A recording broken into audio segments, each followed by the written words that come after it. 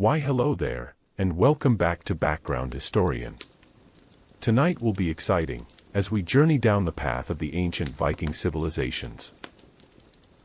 Make sure to tuck yourself in, fill up your water bottle, and put your phone to charge as we take you down this curious path of an ancient civilization that is known for its brutality, but also its nobleness. Thank you to everyone who has been tuning into my videos recently, and if you're enjoying the content, please consider subscribing so you can enjoy daily nightly uploads and add Background Historian to your nightly routine. Without further ado, enjoy.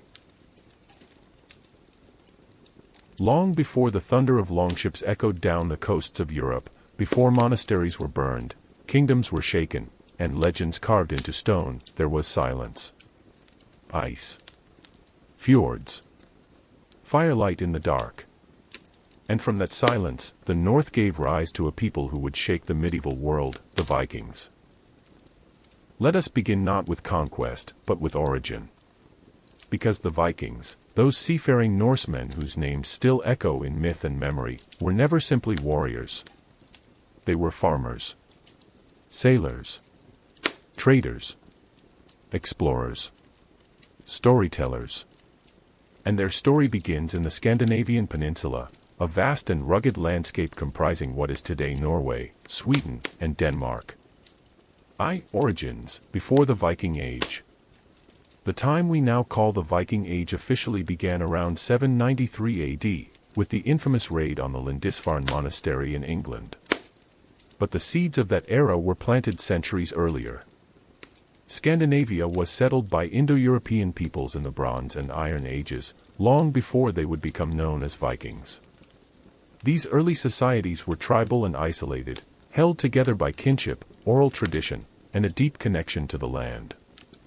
The harsh environment, short summers, long winters, shaped their resilience. Communities developed along the coasts, nestled in valleys or clinging to the rocky edges of fjords. They fished, farmed, and hunted, but also began trading amber, iron, and furs along the Baltic Sea routes. By the time the Roman Empire rose and fell, the Norse had already developed unique languages, religious systems, and social structures that would define the coming centuries. They were not yet Vikings. They were Norsemen. 2. What does Viking mean? The word Viking does not describe a people, but an activity. In Old Norse, Vikingur means a pirate or sea raider, and fara Viking meant to go raiding. Not all Norse were Vikings. Only those who joined raiding parties, who boarded ships to plunder, raid, or explore, earned the title. It was not a nationality, but a role. A season in one's life. Some might raid one summer and return to farming the next. And so, we refer to the Viking Age as a period when thousands of Norse chose to go Viking. To seek glory, gold, or gods on distant shores. 3. Society and structure. To understand the Vikings, one must understand the Norse worldview, a society built on honor, family, strength, and fate. Viking society was divided into 3 main classes. Jarls, the aristocratic nobles, chieftains, and war leaders. They controlled land and men, often ruling small kingdoms or clans. Carls, the free landowners, farmers, traders, and craftsmen. Most Norsemen were Carls, ordinary people living harsh but free lives. Thralls, the slaves. Captives from raids or born into servitude. They had few rights, though some could eventually buy their freedom.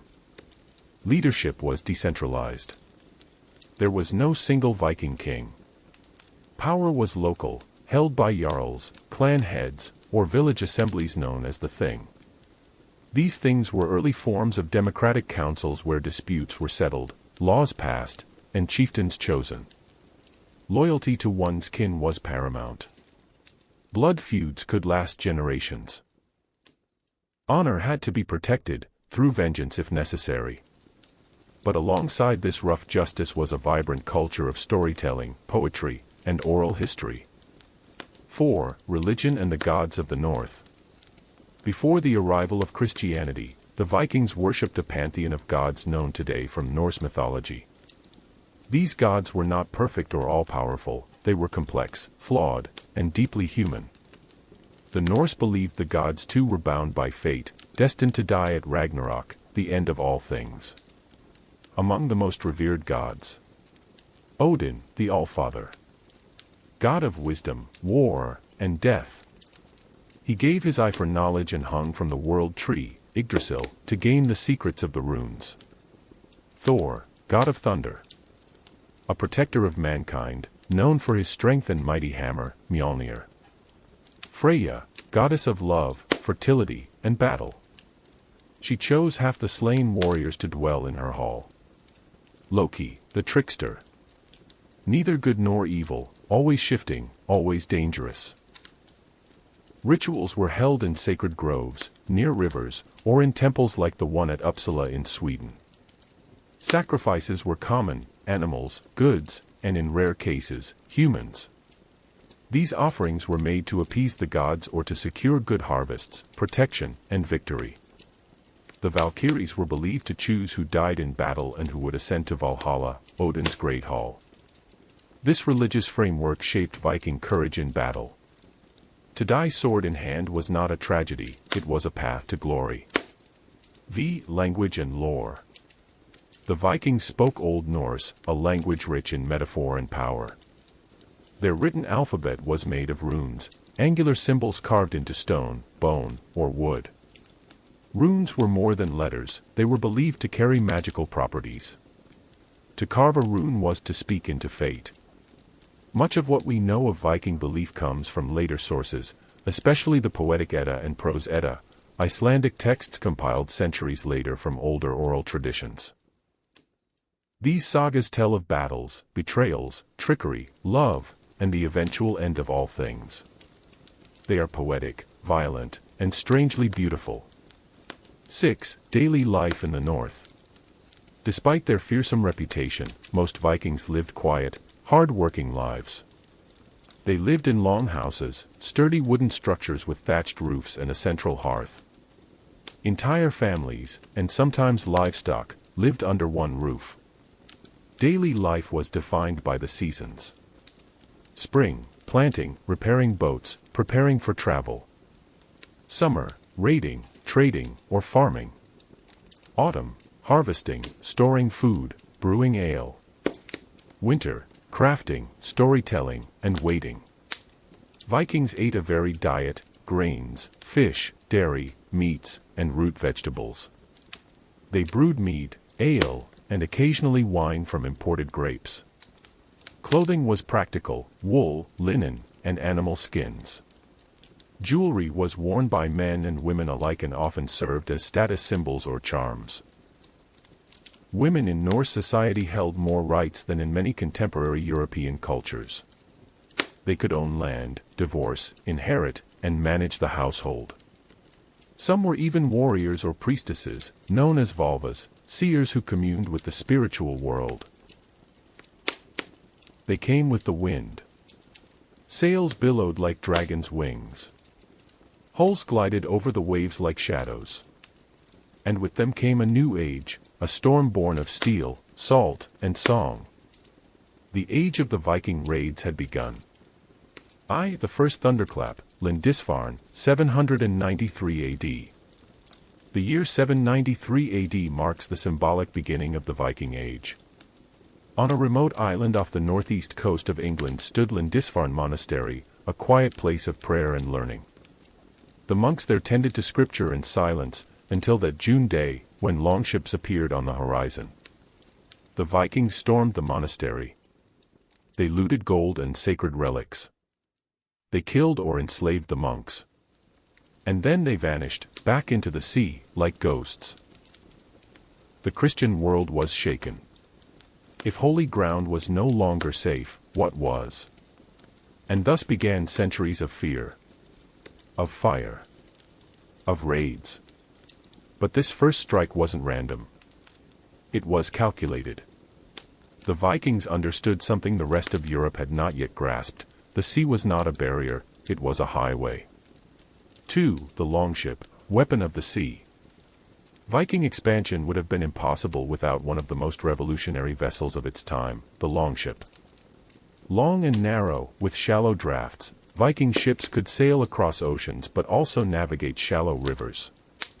Their design allowed them to land directly on beaches, bypassing fortified ports. Longships could be rowed or sailed, and they were fast, able to travel 70 to 100 miles a day. Every part of a longship was symbolic.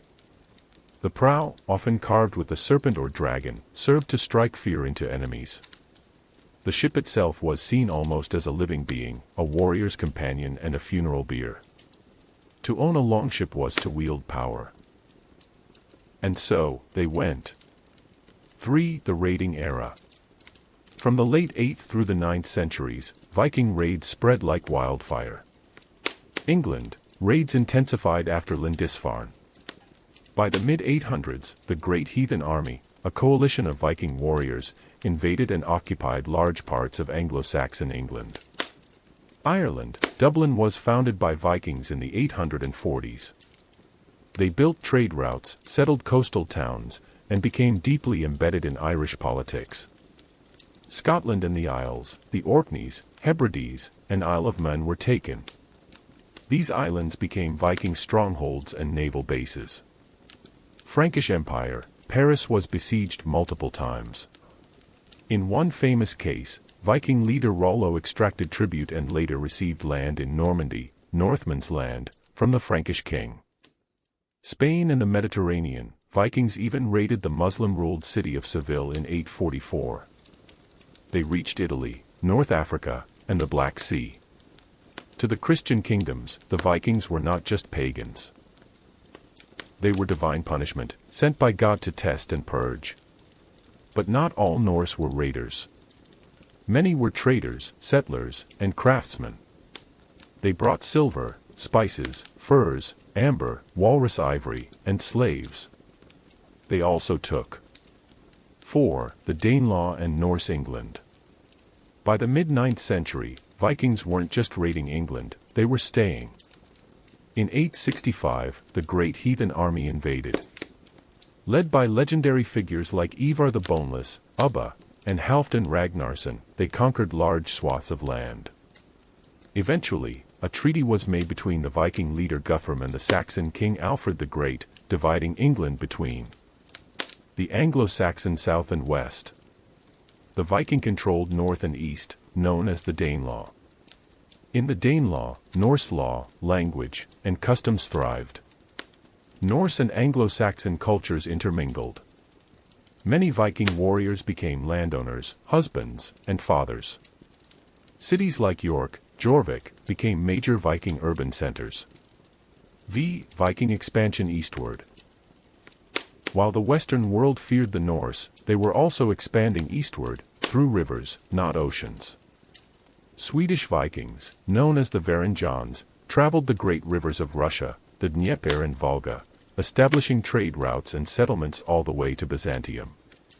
These Norse traders helped found the Rus state, from which modern Russia derives its name. According to the primary chronicle, a Viking named Rurik became ruler of Novgorod around 862. Some Varangians went further, joining the elite Varangian Guard in the Byzantine Empire, a personal bodyguard unit for the emperor. These Vikings wore Greek armor, fought in foreign wars, and brought back treasures and stories of the exotic East. They were warriors, yes, but also ambassadors of the North. 6. Iceland and the Far West.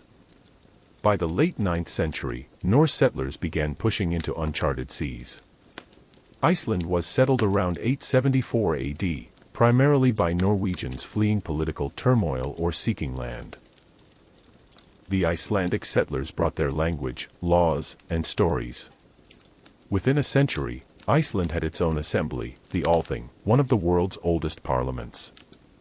Iceland became a haven for poets, chieftains, outlaws, and mystics. It was here that much of Norse mythology would later be written down. From Iceland, they continued west. Around 985, Eric the Red sailed to and settled Greenland. Harsh, cold, and distant, it nonetheless supported several Viking settlements for centuries.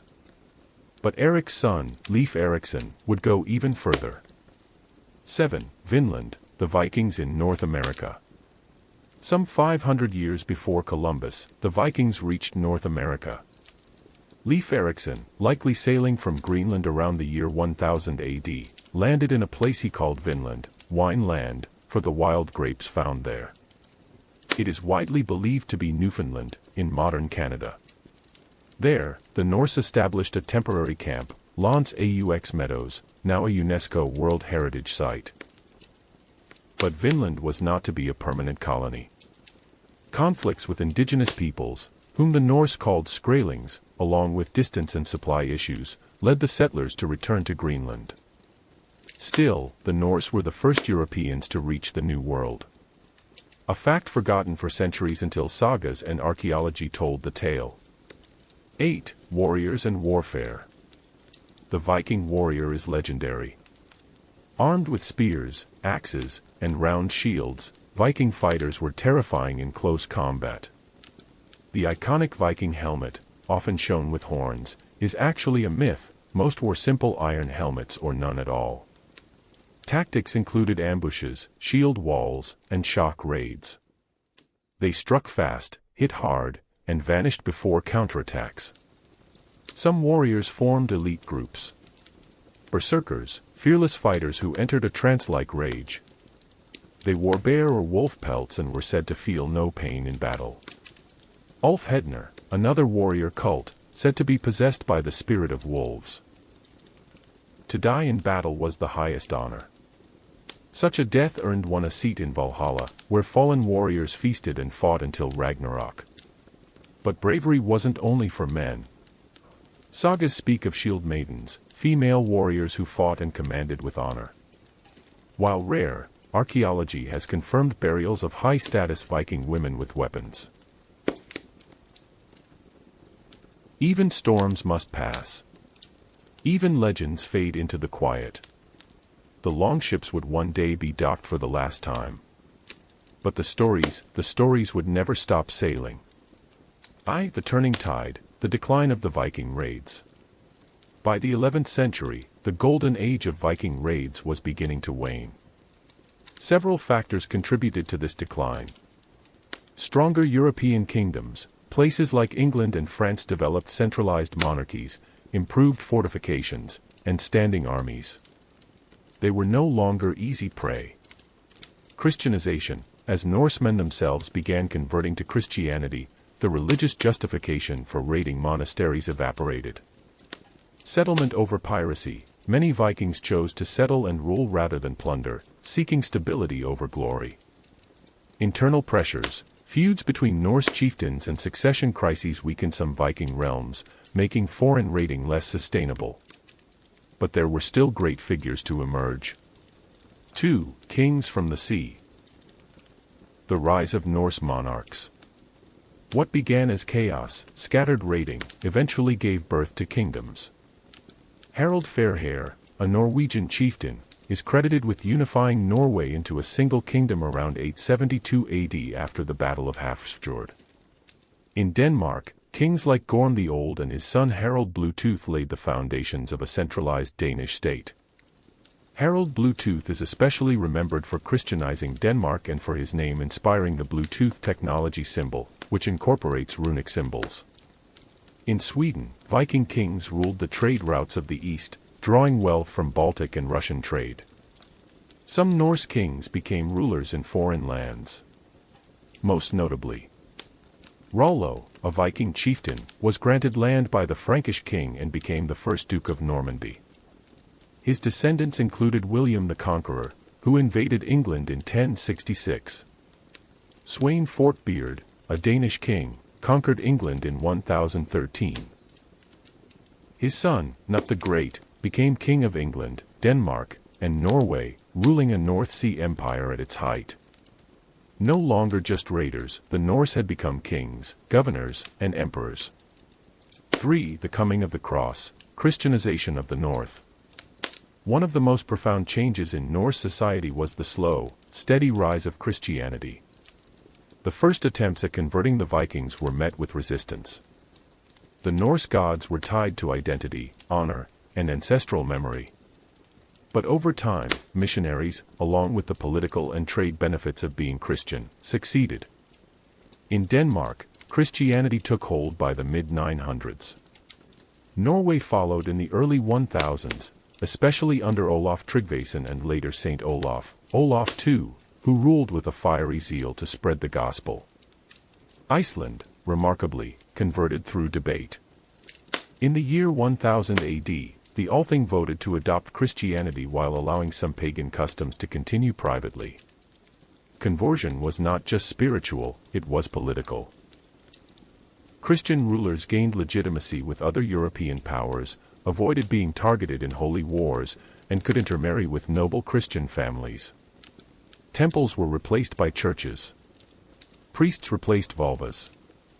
The sagas were now penned by Christian scribes, often tinged with both reverence and regret for the old ways. 4. The end of the Viking Age. Historians generally mark the end of the Viking Age with the Battle of Stamford Bridge in 1066. That year, Harald Hardrada, King of Norway and a veteran of the Byzantine Varangian Guard, invaded England to claim the crown. He was met by Harold Godwinson, the Anglo-Saxon king, at Stamford Bridge. The battle was fierce. Harald Hardrada fell in combat, ending the last major Viking invasion of England. Just weeks later, Harold Godwinson would fall to William the Conqueror, a descendant of Vikings. And so the Norse would vanish as an invading force, but their legacy would remain. What the Vikings left behind. The Vikings changed the world. Not just through violence, but through culture, commerce, and curiosity. They created cities, Dublin, York, Novgorod, Reykjavik, all owe their existence or growth to Norse settlement. They reshaped language. English absorbed Norse words like sky, egg, knife, window, husband, and law. They inspired law codes. Norse legal traditions influenced later Scandinavian governance. They mapped oceans. Vikings were the first Europeans to explore and record the vastness of the Atlantic. Their mythology endures. Gods like Thor, Odin, and Loki have leapt from sagas to comics, films, and novels. Their explorations were unmatched for their time. They reached the Americas, Central Asia, and North Africa centuries before global empires rose. Their artifacts, ships, brooches, runestones, and swords, still rest in museums, speaking silently of lives once lived. 6. The memory of the North. The Viking memory has taken many forms. In medieval times, they were feared barbarians. In the 19th century, they were romanticized heroes. In the 20th century, their symbols were twisted by nationalists. And today, they are being reclaimed as complex, real people, neither saints nor savages. They were explorers, farmers, poets, raiders, mothers, craftsmen, survivors of a cold, beautiful world who reached out and touched history. Soundscape, a fire crackling in a longhouse, the soft chant of skaldic poetry in Old Norse. So raise a horn, not to myths, but to memory. To the shipbuilders and storytellers. To the unknown warrior buried beneath a windswept cairn. To the woman who wore a blade and named her child for a god. To the men who sailed west and found a forested land they would never keep. To the north, wild, old, and echoing still. Let's now take a step into some unique and fun facts that propel us towards discourse around ancient Viking civilizations, rituals, and consequences. Relax and let's begin. Vikings practiced trial by ordeal, such as holding hot iron, to determine guilt. Viking men often wore eyeliner made from crushed antimony. Some Viking warriors filed their teeth to look more intimidating. The Vikings created one of the earliest known sailing compasses, using sunstones. Viking longships could travel up to 200 kilometers in a single day. Vikings had a legal tradition called wergild, a system of monetary compensation for injury or death. Some Viking warriors went into battle naked or in animal skins to terrify enemies. Vikings used a calendar with a week of 5 or 6 days depending on the season. Icelandic sagas were written centuries after the Viking Age but preserve its stories. Vikings brewed a strong ale from barley and flavored it with herbs like bog myrtle.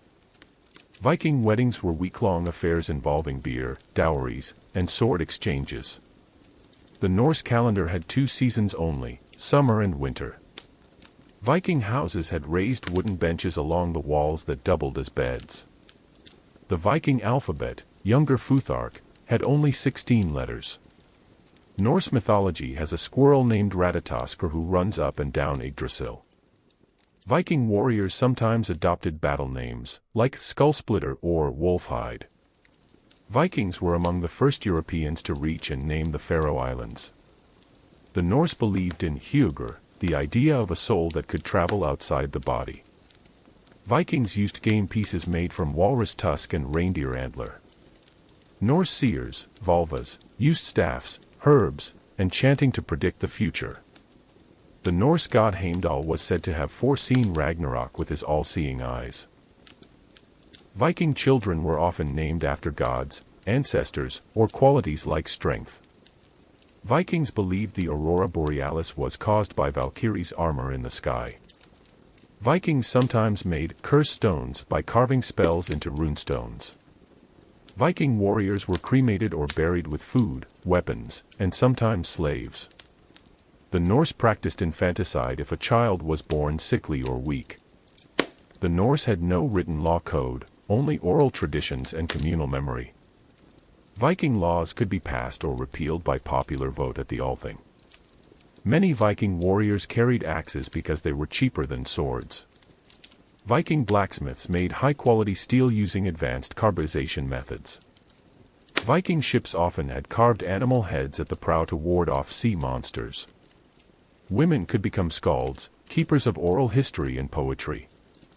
Norse culture used riddles and kennings, poetic metaphors, in daily speech. Vikings often settled disputes with feuds, sometimes lasting for generations. Viking society had strict rules around hospitality and guest rights. Norsemen believed dreams could predict the future and recorded them in sagas. Viking shields were made of wood, reinforced with iron and leather. Some Viking warriors preferred two-handed axes over swords for more impact. Viking kings were expected to be both just rulers and fierce warriors. Viking society viewed exile as one of the worst punishments. The Norse used iron shackles and chains to restrain prisoners or thralls. Viking ships could be taken apart for overland travel using rollers and sleds. Norse people used moss and linen as toilet paper. Viking combs were finely crafted and often carried in decorative cases. Vikings used natural dyes to color their clothes in red, blue, green, and yellow. Jewelry, such as arm rings, was used as currency and worn for display. Viking warriors trained from a young age with wooden weapons and wrestling. Norse sagas were often performed aloud with dramatic flair and rhythm. Vikings believed the world would end in fire and flood, Ragnarok.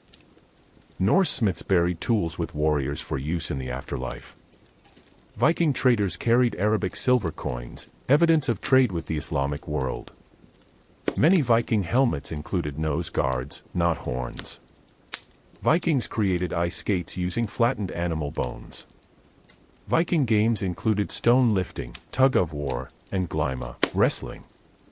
Norse mythology included dwarves who crafted magical items like Thor's hammer. Viking ships had wool sails soaked in fat or fish oil to make them waterproof. Norse children were taught storytelling and rune carving at an early age. Viking dogs were bred for herding, guarding, and companionship. Norse warriors wore tunics made from linen under chainmail or leather armor. The Norse believed the dead could return as ghosts or draugr. Vikings practiced landnam, claiming new land by placing fire and seed on it. Norse legends often featured shape-shifting animals and magical creatures. Vikings believed in fylgr, spiritual animals that followed a person in life. Women sometimes wore keys on their belts, symbolizing control of the household. The Norse used carved wooden staves to mark property or communicate messages. Norse funeral pyres were often built near water to help the soul's journey. Some Viking raiders carried sacred items or family heirlooms into battle. Viking ships had overlapping wooden planks sealed with tarred wool or moss. Norse mythology included 9 realms connected by the world tree. Some Viking graves have been found with musical instruments like lyres. The Norse believed Odin had 2 ravens, Hugin and Munin, that flew over the world. Viking coins often depicted Christian crosses even before conversion. Norse settlements used turf roofs insulated with sod and grass. Some Viking graves included musical instruments, jewelry, and tools. Vikings may have used crystal sunstones to navigate when skies were overcast. Norse lore said the first humans were made from trees, ask and embla. Viking traders sometimes wore silk robes to flaunt wealth from the east. Norse epics used repetition and rhyme to aid memory during recitation. Viking warriors could duel in a legal practice called a holmgang. Norse shields were often painted with clan symbols or bright colors. Viking women used makeup like crushed berries and soot for eyes and lips. Norse warriors sometimes used bear or wolf pelts as spiritual armor. Viking oral traditions included prophecies and warnings told through dreams. The Norse used water clocks and shadow sticks to measure time. Viking craftsmen exported bone combs, brooches, and glass beads. Norse seafarers believed sea spirits could bless or curse a voyage. Viking feasts included poetry competitions and drinking games. Norse children were named after relatives to honor ancestors.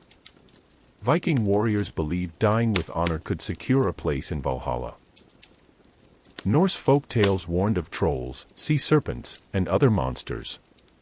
Some Norse warriors believed berserker rage was a divine gift from Odin. Viking archers used short hunting bows for quick firing in battle. Norse musicians played horns, pan flutes, and drums during ceremonies. Viking maps were often based on oral description rather than drawn images. Norse towns had public markets where crafts and livestock were traded. Viking lawmen, or lawspeakers, memorized and recited thousands of lines of law. The Norse believed the goddess Hel ruled over a cold, gray afterlife realm. Viking helmets were extremely rare finds, most warriors fought bareheaded. Viking swords were often given names and passed down as heirlooms. The memory of the Vikings lives on in place names, languages, and legends across Europe. Viking warriors often dyed their beards using natural pigments like red ochre. Norse mythology inspired many fantasy works, including Tolkien's Lord of the Rings.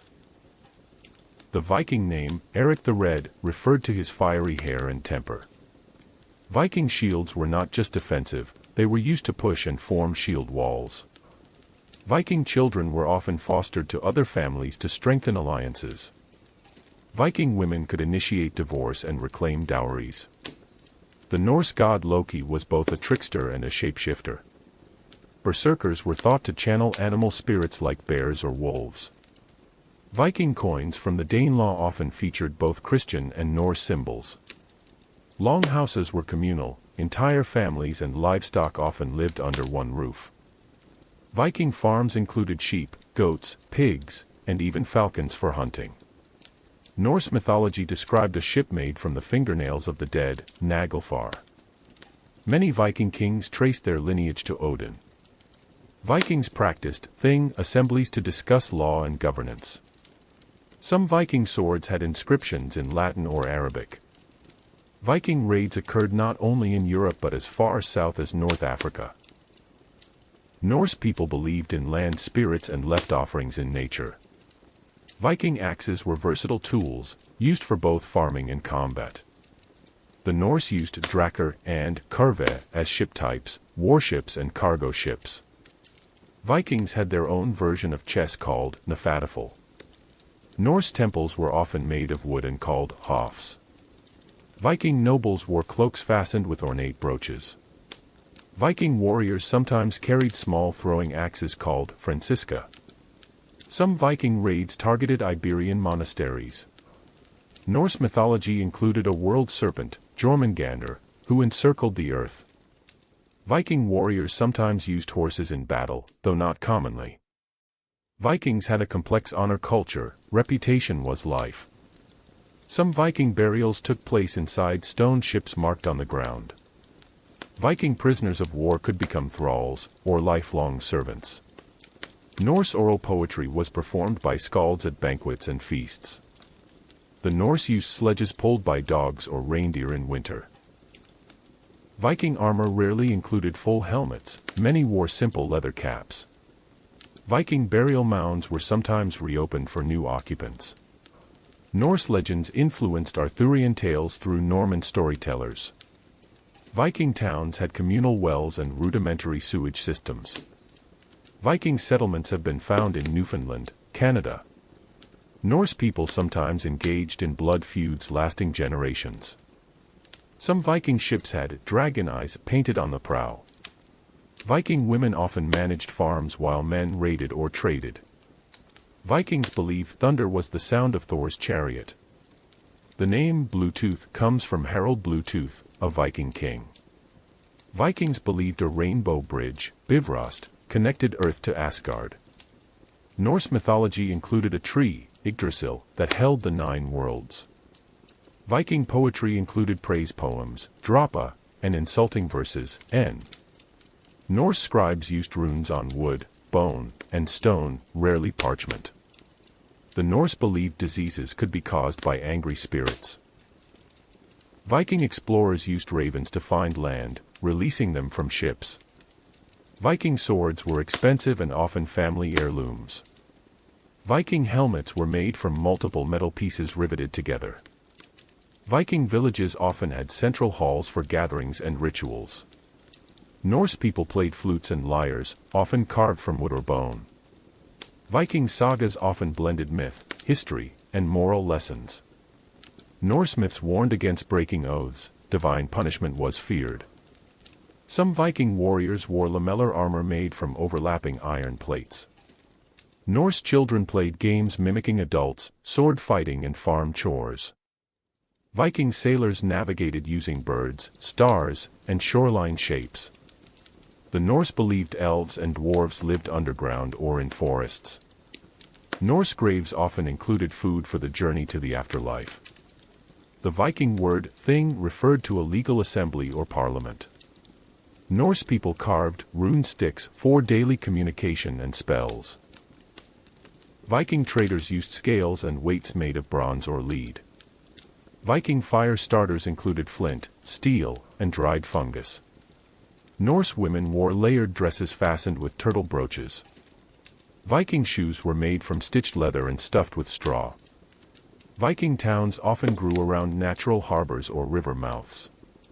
Norse medicine included herbs like yarrow, juniper, and garlic.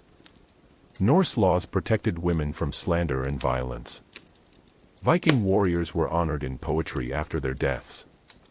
Viking stonemasons carved runes into large rocks for memorials. Norse farmers rotated crops and used manure to enrich soil. Vikings valued iron so highly it was sometimes used in place of silver. Norse marriage contracts were legal documents witnessed by elders. Viking bows were made of yew or elm and backed with sinew. Viking warriors feared Helheim more than death in battle. The Norse goddess Freya rode a chariot pulled by cats. Viking clothing included woolen cloaks, linen tunics, and leather belts. Norse mythology predicted a Fimbulwinter before the world's end. Viking warriors tested swords against wooden stumps or bones. Norse people made soap from ash and animal fat. Viking settlements often included saunas or bathhouses. Norse myth included magical mead that gave wisdom and poetry. Viking fishermen used hand-carved hooks and nets weighted with stones. Viking taxes were sometimes paid in butter, cloth, or iron tools. Norse people celebrated seasonal festivals like Yule and Ostara. Viking ships were sometimes dragged overland between rivers. Norse healing involved chants, charms, and herbal mixtures. Vikings recorded debts and agreements using runic tally sticks. Viking blacksmiths made rivets, nails, and horse tack. Norse laws included fines for disturbing burial mounds. Viking guards sometimes protected Byzantine emperors. Viking grave goods included toy boats and carved animals for children. Norse people viewed storms as divine messages or omens. Viking explorers used driftwood patterns to identify nearby land. Norse beliefs blended easily with early Christianity. Viking leaders were expected to give gifts to maintain loyalty. Norse gods had very human flaws: greed, jealousy, and passion. Viking sailors caulked their ships using animal hair and pine resin. Viking war cries invoked ancestors and gods before battle. Norse myths taught that wisdom was earned through suffering. The spirit of Viking exploration lives on in modern Scandinavian pride. Viking raiders often targeted monasteries because they were wealthy and poorly defended. Norse mythology held that Balder, the god of beauty and light, would die and herald Ragnarok. Viking men and women both wore cloaks fastened with brooches, often made of bronze or silver. Viking farms included structures like stables, storehouses, and smithies. Viking longships had symmetrical bows and sterns so they could reverse direction without turning. Some Norse practiced seer, a form of Norse magic used for divination and fate weaving. Viking warriors believed a good death meant dying in battle, not of illness or old age. Vikings salted or smoked their fish and meat to preserve it for long voyages. Norse myth included a stag atop Yggdrasil whose antlers dripped water into the world below. Vikings used fjord geography for natural defenses in settlements. Viking ships used clinker-built construction, overlapping planks for strength and flexibility. Norse society was patriarchal but allowed women property and divorce rights. Vikings used navigational aids like lead plummets to test sea depth. Viking raiders often established temporary camps called shillings. Norse myth said Thor's hammer, Mjolnir, was so powerful it could level mountains. Viking clothes were layered to deal with cold Scandinavian climates. Viking warriors often sang or chanted before going into battle. Vikings believed the northern lights were reflections of their ancestors. Some Viking ships had keels made of a single curved oak trunk. Viking towns often had walls made of earth and wooden palisades. Norse mythology featured a rooster that would crow 3 times to signal Ragnarok. Viking settlements in Ireland helped establish cities like Dublin. Viking warriors decorated shields with dragons, bears, and family crests. Norse gods traveled across the sky in chariots pulled by magical animals. The Norse god Tyr lost his hand to the wolf Fenrir in a mythic betrayal. Some Viking merchants became so wealthy they rivaled chieftains in influence. Norse explorers mapped coastlines using memory, storytelling, and symbolic drawings. Viking homes were lit with fish oil lamps and hearth fires. Viking children were often taught trades from as early as age 7. Norse sagas were written on calfskin vellum centuries after the events occurred. Viking coins sometimes showed Christian imagery as a diplomatic gesture. The Norse believed Norns, fate spirits, spun the threads of life. Viking burial ships were sometimes burned, but more often buried under mounds. Norse warriors often carried good luck charms carved from amber or bone. Viking ships were so well made that many have survived partially intact to this day. Vikings used sea charts made from memory and oral tradition, not ink maps. Viking society was divided into classes: jarls, nobles, carls, freemen, and thralls, slaves. Norse poetry used complex structures with kennings and alliteration. Viking raiders left behind graffiti in Greek and Latin in Byzantine cities. Vikings often settled in regions they originally raided, such as Normandy. Viking helmets rarely had horns. It was a myth popularized in the 19th century. Norse gods often interacted with giants and trolls in mythology. Viking metalworkers created jewelry using filigree, twisting gold and silver wires. Viking children played with toy boats and carved wooden animals. Norse law was based on oaths, kinship, and public assemblies. Viking sailors used their senses, smell, wave patterns, and seabirds to navigate. Viking stories were memorized and passed down with ritual precision. Some Viking warriors swore blood oaths to their leaders in exchange for protection. Vikings believed that wisdom could be gained through suffering and sacrifice. The Norse goddess Hel ruled over the underworld for those who didn't die in battle. Viking trading towns had coin mints, weighing stations, and foreign quarters.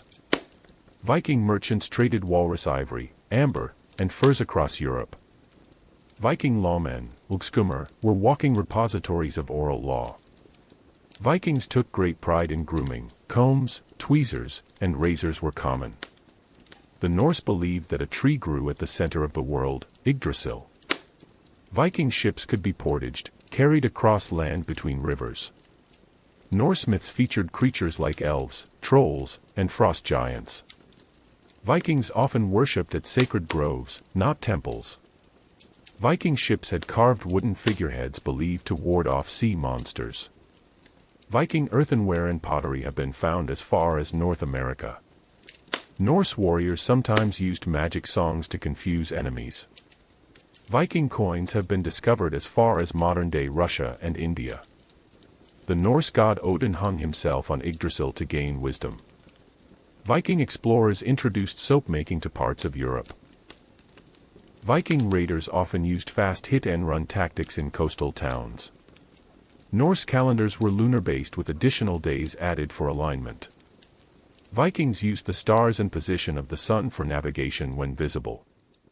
Viking weddings required witnesses and were sealed with mead drinking. Some Viking warriors wore amulets shaped like Thor's hammer. Vikings were among the first Europeans to visit the Americas.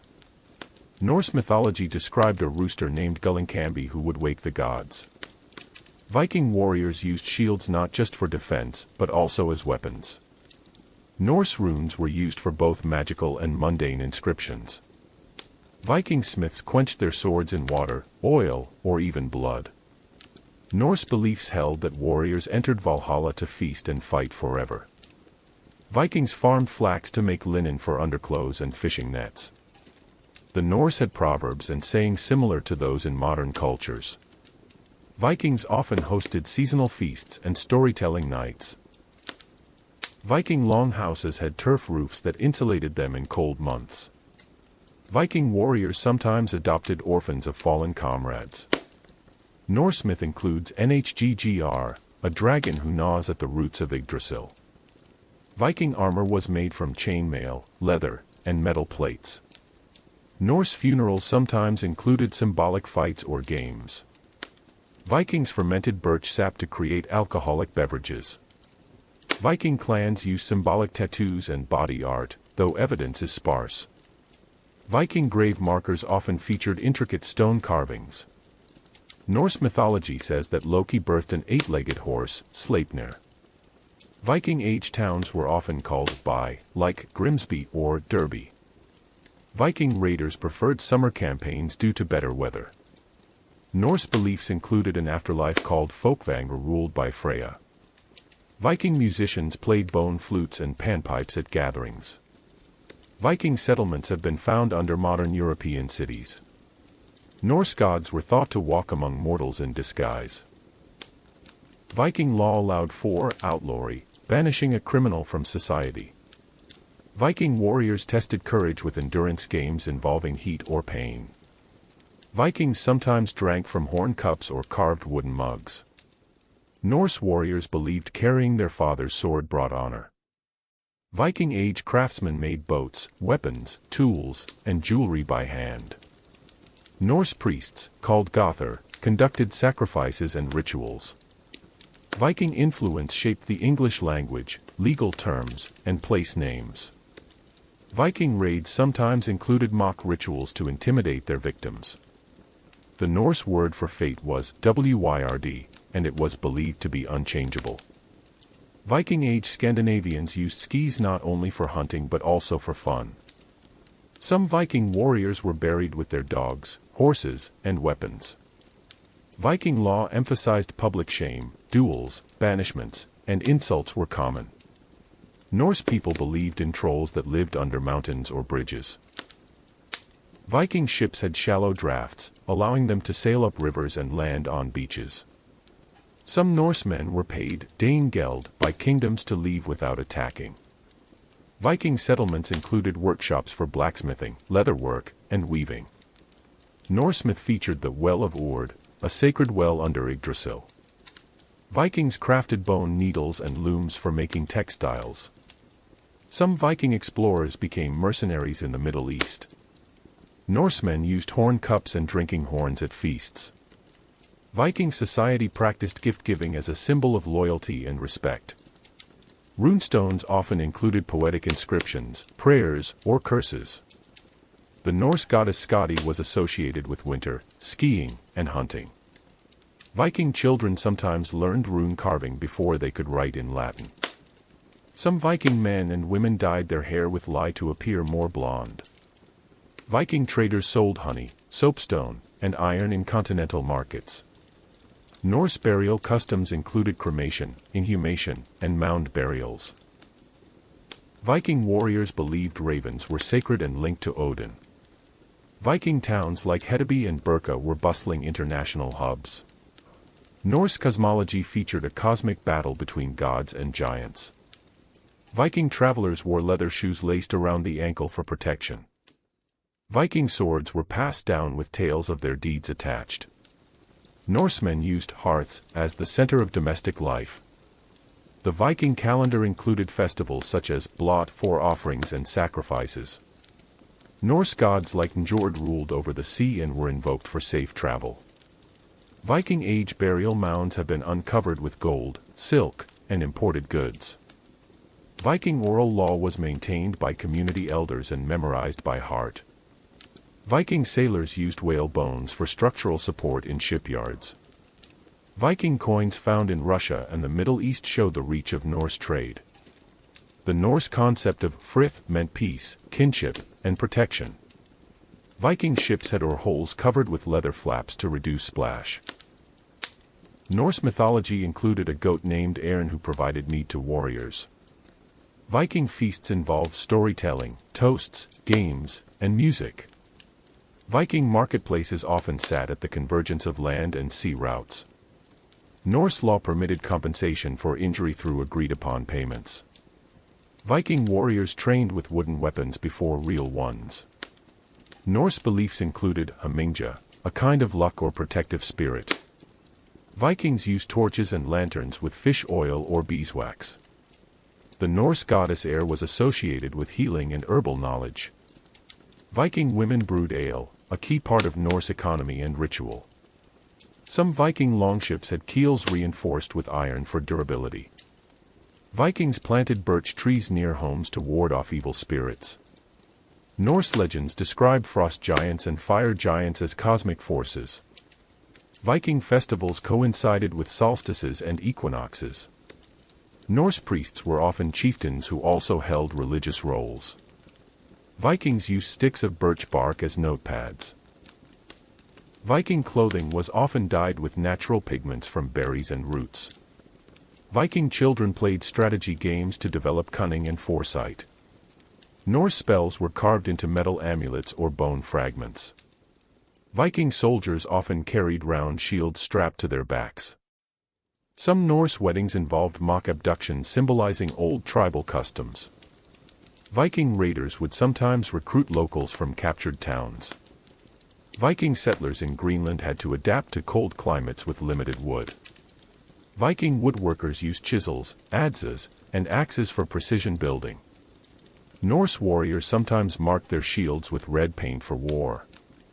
Viking jewelry was both decorative and symbolic, often showing status. Viking homes had thatched or turf-covered roofs to hold in heat. Viking bards sometimes exaggerated the tales of battles for glory. Norse ghost stories warned of restless spirits returning to haunt villages. Viking medicine included leeches, poultices, and iron cautery. Vikings crafted ceremonial masks for rituals and dances. Norse seers interpreted signs from birds, weather, or dreams. Viking armies used war horns to signal attacks or retreats.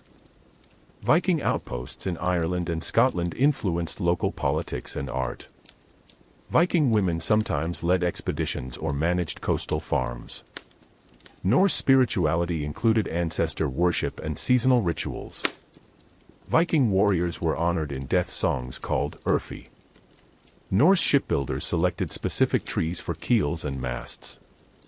Viking mythology shaped Norse identity for centuries after Christianization. Norse gods often disguised themselves to test the morality of mortals. Viking outlaws were stripped of protection and could be hunted. Vikings shared oral jokes, satire, and riddles to teach lessons. Viking warriors feared becoming nithings, people without honor. Norsemen believed eclipses were caused by wolves chasing the sun or moon. Viking grave offerings were chosen to help the dead in the afterlife. Viking Age Scandinavian art blended geometric, animal, and knot patterns. Norse traders often wore belts with pouches for coins and charms. Viking names often combined words like Thor or Wolf for strength. Vikings used war banners or raven standards to intimidate enemies. Norse captains used sea anchors made from stones tied to ropes. Viking kids reenacted battles with toy swords and mock shields. Norse wood carvings adorned door frames, ships, and temples. Vikings used bird migration to judge changes in climate and season. Norse feasts were accompanied by competitive poetry battles. Viking Age artifacts have been found beneath modern cities like York. Norse warriors sometimes wore charms invoking Tyr for bravery. Viking kings were expected to be generous or risk rebellion. Norse mythology included horse sacrifices to bless a voyage or war. Viking ships were launched with ceremonies and blessings from gods. Viking campfires were arranged with flat stones to reflect heat. Norse beliefs held that the dead could speak omens through dreams. Viking boats were sometimes burned on rivers, not oceans, to control flames. Norse astronomy included names for constellations like Thor's wagon. Viking warriors valued silence and stoicism in the face of death. Vikings feared drowning more than any other death, as it barred entry to Valhalla. Viking festivals often included animal sacrifices to Thor or Odin. Norse clans told sagas not just to remember but to shape destiny. Viking Age hairstyles were often elaborate, with braids, top knots, and shaved sides. Norse mythology taught that the gods would eventually die in Ragnarok, a rare belief among ancient religions. Vikings were buried with game pieces to entertain them in the afterlife. The Norse word drengr described a warrior who embodied honor and bravery. Viking Age Scandinavians brewed mead using honey, water, and wild yeast.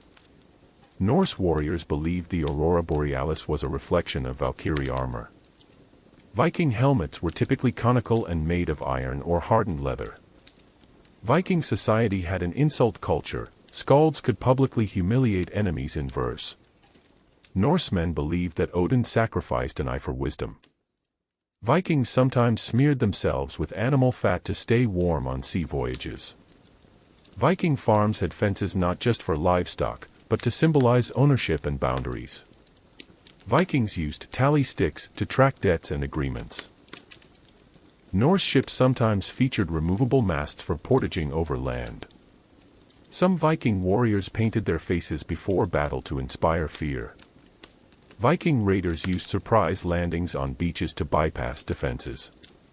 Norsemen held communal hunts for elk, reindeer, and wild boar. Viking fishermen used bone or antler hooks carved by hand. Viking laws regulated everything from marriage to firewood collection. Viking Age tattoos likely existed, though hard evidence is scarce due to burial decay. Norse mythology included a creature named Fenrir, a wolf destined to devour Odin. Viking towns had wooden plank roads and platforms to cross muddy ground. Viking children learned animal husbandry and crop rotation from an early age. Vikings measured time with sunstones and primitive water clocks. Norse festivals included fire dances and processions in honor of gods. Some Viking warriors wore capes made from bear or wolf pelts. Viking-era Scandinavians understood celestial navigation through oral training. Norse people sometimes buried their dead in reused Roman ruins. Viking smiths folded and forged blades to increase strength.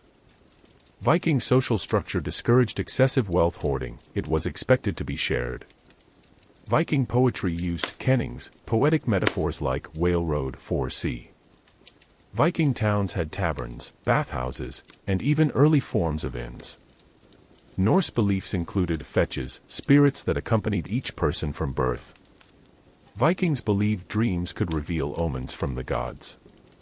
Some Viking raiders were employed by European rulers as elite mercenaries. Norse lawmen traveled from town to recite rulings and settle disputes. Viking warriors were often buried with broken weapons to signify their duty was done. Norse people used animal bones as skates on frozen lakes. Viking raiders sometimes used burning logs tied to livestock to spread chaos. Norse myth claimed the oceans were formed from a giant's blood. Viking Age boats had intricate carvings meant to ward off sea monsters. Vikings respected oral pacts, breaking a spoken promise could mean exile.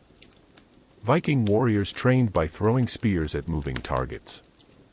Viking traders brought silk, spices, and perfumes from the Middle East.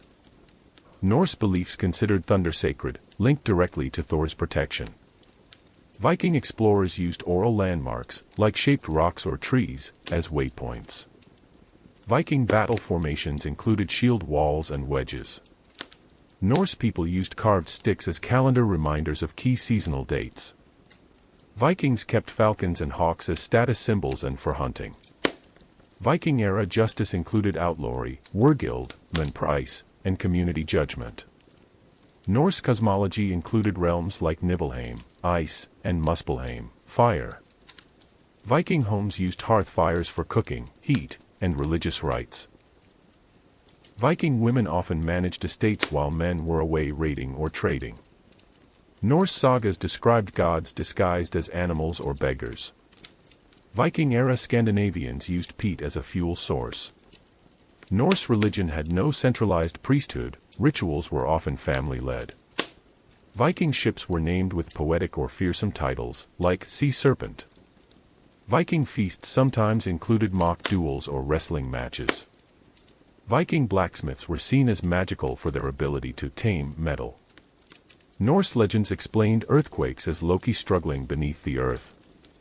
Viking slaves, thralls, could sometimes buy their freedom. Viking ships could be dismantled and carried across terrain. Norsemen sometimes settled inland after failing to establish coastal raids. Viking warriors believed that the gods watched them during combat. Viking horns were used for signaling during fog or battle. Viking belief systems varied by region, some gods were local to specific clans. Viking ships used overlapping shields along their rails during voyages. Norse warriors practiced dueling to resolve property and honor disputes. Vikings used grindstones to sharpen swords and axes. Viking-era Scandinavians believed souls could become part of the land. Norse spirits called landvetter protected regions and were honored with offerings. Viking farmers used crop rotation and fallow fields for sustainability. Viking longships were sometimes painted red or black to invoke fear. Norsemen used wooden pegs and rope lashings instead of nails in shipbuilding. Norse creation myths described the world emerging from fire and ice colliding. Vikings trained ravens as messengers or land-finding guides at sea. Viking names like Bloodaxe or Forkbeard were earned, not given. Norse people celebrated the coming of spring with bonfires and fertility rituals. Viking-era carpenters crafted spinning wheels and loom frames. Viking maps, if they existed, were likely drawn on animal hides or bark. Norse law differentiated between vengeance and justice. Viking explorers took soil samples to find arable land.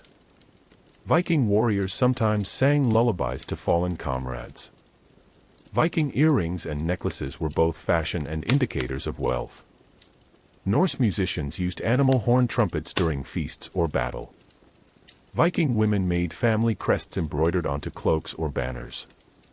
Viking-age Scandinavians believed rainbows were magical bridges. Norse myths warned that the world would end in a great flood of fire. Viking fishermen used floating wooden buoys made from hollowed logs. Viking blacksmiths sometimes engraved family runes into tools and weapons. Norse households used wooden locks and keys to secure goods. Viking marketplaces traded not just goods, but also news, stories, and songs. Viking warriors wore layered wool under their armor for comfort and insulation. Norse boat builders selected trees during winter, believing the wood to be stronger. Vikings boiled pine resin with beeswax to make waterproofing tar. Viking scribes often recorded legends long after the Viking Age ended. Norse curses involved invoking hell or giants to haunt enemies. Viking-era death rites could include ritual animal sacrifice. Viking ships left grooves in the earth, sometimes preserved under modern cities. Viking-age battles could be ritualized, including formal challenges and agreed battlegrounds. Norse belief held that memory lived on in stories and song, making reputation a form of immortality.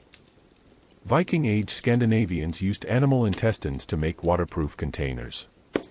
Norse calendars were lunisolar, marking both the moon phases and solar cycles.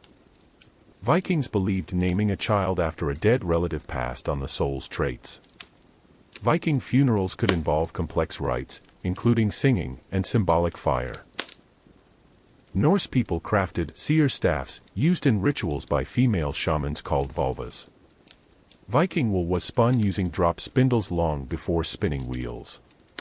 Viking Age iron was sometimes extracted from bogs using peat fire smelting. Norse proverbs were passed down as moral instruction, many still survive in Iceland. Viking combs were intricately carved and made from bone or antler. Some Norse clans kept sacred family totems like animal carvings or runestones.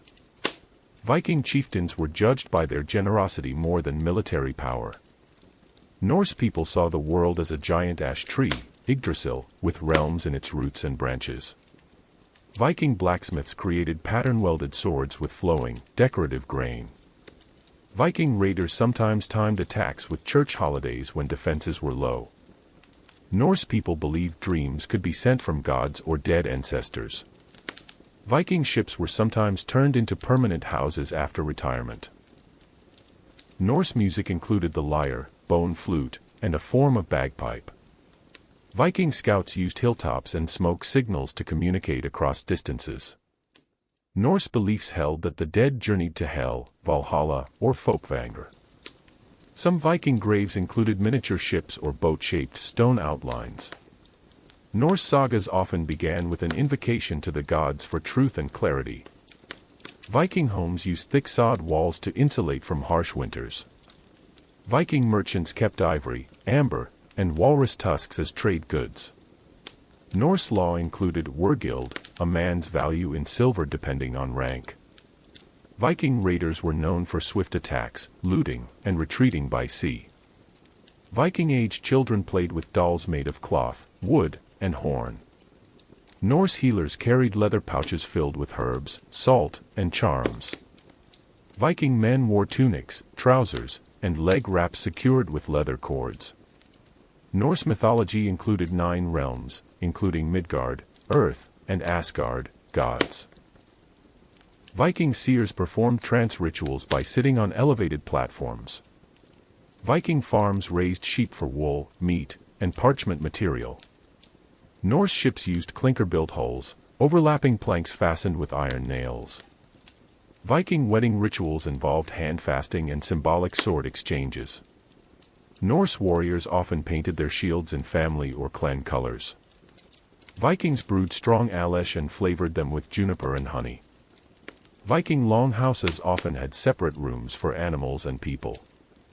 Viking raids spread fear across Western Europe and inspired countless legends.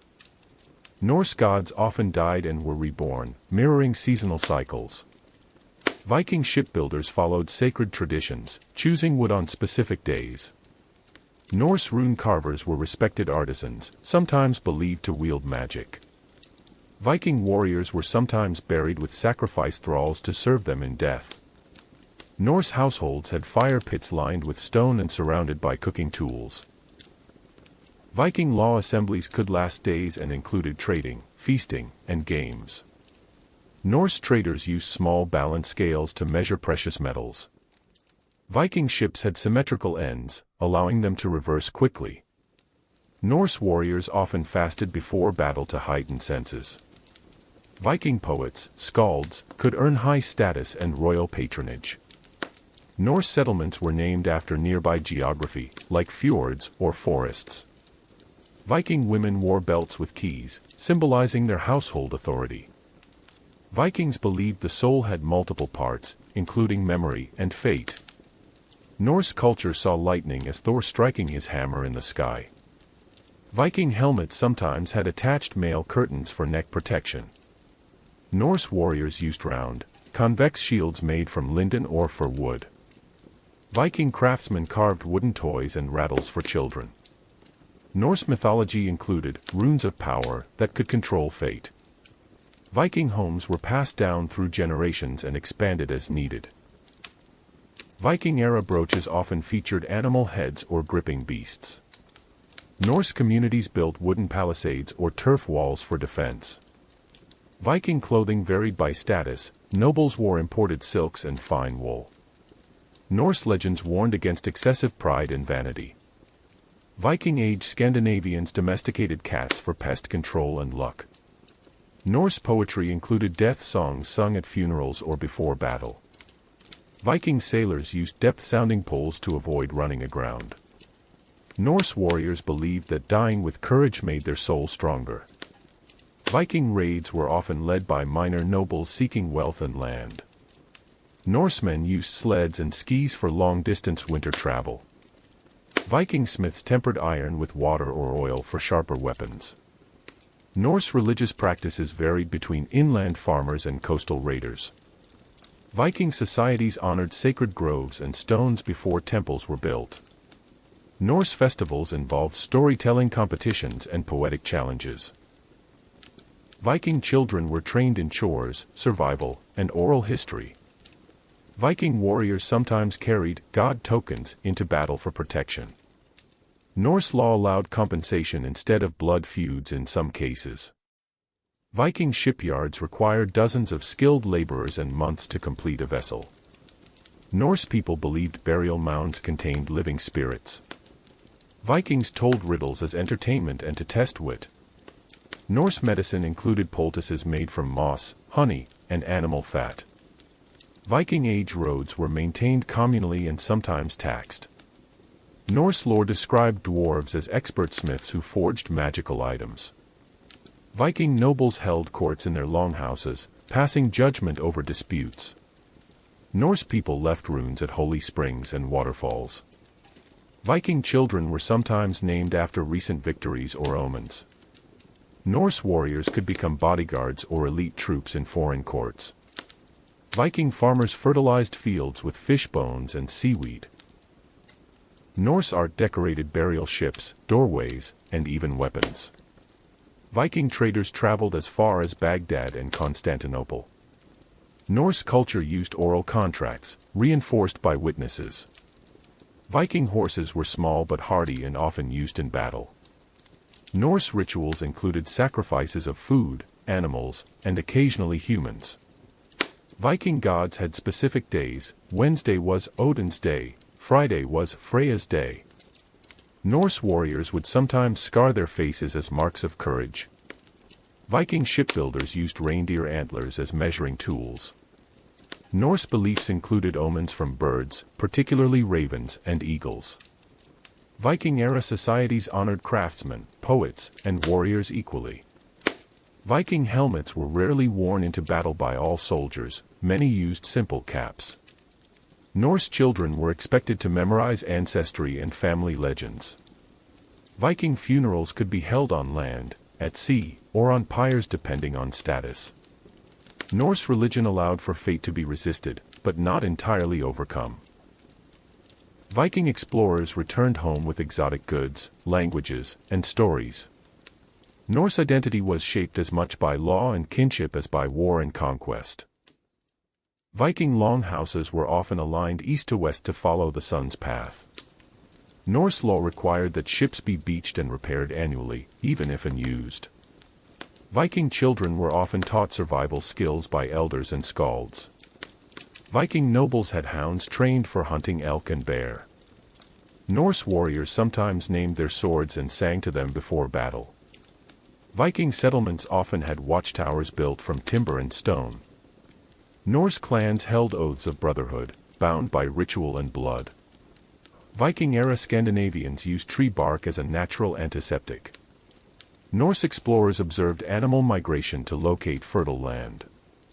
Vikings believed lightning strikes were divine signs and sometimes marked the spot for temples. Viking blacksmiths used bellows made from animal hides to stoke fires. Norse homes used hanging lamps made from hollowed-out stones and fish oil. Vikings practiced a rite called blot, involving sacrifice to the gods.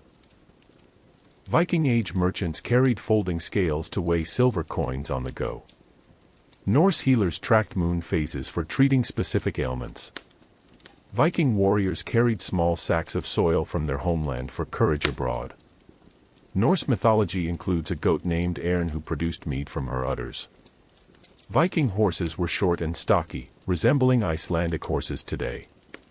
Viking leaders would often settle disputes through public duels called holmgangs. Viking shipbuilders boiled pine resin with animal fat to make ship tar. Norse people stored ice in deep pits covered with moss for summer use. Viking families had individual banners they carried into battle. Norsemen collected feathers from seabirds to stuff cloaks and bedding.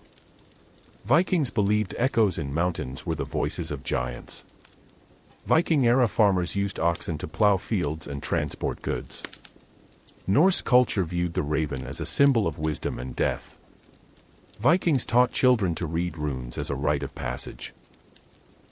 Viking traders often left graffiti in places like Istanbul and Venice. Norse women wore arm rings and necklaces as both jewelry and currency. Viking funeral pyres were sometimes floated downriver, aflame. Norse rituals often included shared drinking horns for unity. Viking warriors used dyed cloth to display wealth in tunics and cloaks. Viking blacksmiths often blessed weapons before delivering them. Viking sailors relied on ocean currents and wave patterns for long-distance navigation. Norse people sometimes painted stones with runes to curse enemies. Viking chiefs held seasonal feasts to strengthen political alliances. Viking musicians played bone flutes carved with clan emblems. Norse homes used woven mats of straw or seagrass as flooring. Viking warriors trained for hand-to-hand combat with wooden staves. Norse midwives were spiritual figures who doubled as healers and priestesses. Viking ships were often dedicated to specific gods before launch. Norse society celebrated the end of winter with rebirth and cleansing rituals. Viking Age builders used carved wooden pegs instead of nails.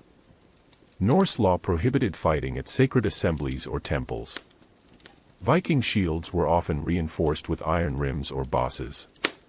Norse superstition considered owls as warnings from hell. Viking ships sometimes had high prows to help pierce ice sheets. Norsemen believed illness could be caused by curses or ancestral unrest. Viking leaders wore cloaks made from fox, wolf, or bear skins. Viking rituals included libations poured directly into earth or fire. Norse farmers rotated grazing animals to avoid overgrazing pastures. Vikings carved game boards into wood, stone, and even ship decks. Viking homes sometimes had carved animal heads over the doors for protection. Norse celebrations of harvest included symbolic cutting of the last sheaf. Viking warriors used sling weapons to hurl stones in battle. Norse sagas often used coded language to describe taboo events. Viking healers treated wounds with boiled moss poultices. Norse astrologers tracked planetary alignments for interpreting divine will. Viking nobles displayed power by gifting large feasts to entire villages. Norse spirituality believed in Fylgja, a spirit animal tied to one's fate. Vikings would craft songs specifically to honor the recently dead. Viking law permitted banishment for major crimes like theft or oath-breaking. Norse warriors swore oaths on iron rings at sacred sites. Viking-era shoes were stitched from a single piece of leather. Norse blacksmiths carried iron amulets for luck while forging. Viking warriors valued scars as marks of honor and storytelling. Viking ships used anchor stones wrapped in netting. Norse society saw left-handedness as a spiritual trait, sometimes feared. Viking Age tailors dyed wool using roots, berries, and lichens. Viking soldiers sharpened swords on whetstones carved with runes. Norse rituals included food offerings left in sacred groves overnight. Vikings carved runes into ship keels as protection against storms. Viking slaves, thralls, were sometimes used in marriage arrangements to seal alliances. Norse healers used fermented mare's milk in stomach remedies. Viking boats were burned or buried with captains as symbolic vessels to the afterlife. Norse children often mimicked adult roles during seasonal games. Viking priests used drums or chanting to enter trance states. Norse warriors sometimes left symbolic scars to seal blood pacts. Viking festivals included boat races, archery, and wrestling contests. Norse homes used woven tapestries to keep out drafts. Vikings ate dried fish dipped in butter or meat sauce. Norse seers would sometimes ingest hallucinogenic herbs during rituals. Viking markets were regulated to ensure fair trade and honest weights. Norse parents sometimes named children after victorious battles. Viking Age law required witnesses for all marriages and divorces. Norse beliefs held that thunder could purify a cursed location. Viking warriors sometimes made ceremonial offerings before killing an enemy. Norse traders used animal pelts as standardized currency in northern routes. Viking ships carried live goats or sheep for milk and meat on long journeys. Norse society practiced seasonal migration between winter and summer farms. Viking chieftains could be elected by regional councils. Norse myth claimed dwarves lived beneath mountains forging magical treasures. Viking warriors sometimes drank from enemy skulls in ritual displays. Viking children recited genealogy as a form of memorization and identity. Norse rituals included bell ringing to ward off spirits before ceremonies. Vikings believed a person's luck could be stored in objects or passed down. Norse poetry often described weather, nature, and warfare in symbolic terms. Viking warriors wore amulets shaped like Thor's hammer for protection. Viking society prized balance between force and wisdom. Norse households often had one room designated for prayer or ritual storytelling. Viking warriors believed they could be watched by their ancestors in battle. Norse ironworkers sometimes sang while forging, believing it strengthened the metal. Viking seafarers mapped coastlines in memory, passing landmarks through oral tradition. Norse burial rites sometimes included breaking the deceased's weapons to send them to the next world. Viking children often learned archery by age 6. Norse women brewed ale as a primary domestic and ceremonial responsibility. Viking sailors watched seabird flight patterns to judge distance from land. Viking gods had family feuds. Loki often betrayed Odin and Thor. Some Norse communities buried tools with the dead to signify unfinished work. Viking-era Nordic tattoos were likely made using soot and bone needles. Norse society used storytelling circles during long winters to pass on history. Vikings believed thunder frightened away trolls and malevolent spirits. Viking swords were often placed diagonally across the grave. Norse skalds competed in poetic duels called flyting. Vikings believed foxes could see ghosts and would follow them into sacred woods. Viking armor sometimes included fish-scale patterned leather for flexibility. Norse people dyed their hair blonde using lye made from wood ash. Vikings imported silk through trade routes that reached China. Norse ships were sometimes adorned with decorative tailpieces shaped like dragons or serpents. Viking names often included elements like Thor, bear, or wolf for strength. Vikings used singing stones, flat rocks that hummed when walked on, for rituals. Norse star maps were etched into driftwood for celestial navigation. Viking blacksmiths sometimes wore bone necklaces for protection while forging weapons. Norse parents told children stories of sea monsters to discourage wandering. Viking helmets sometimes had chainmail hoods attached for neck protection. Norse herbalists carried dried yarrow for wound care. Vikings carved secret runes under furniture for luck or curses. Viking warriors sometimes painted their faces with charcoal before raids. Norse travelers packed dried turnips and cheese for sea voyages.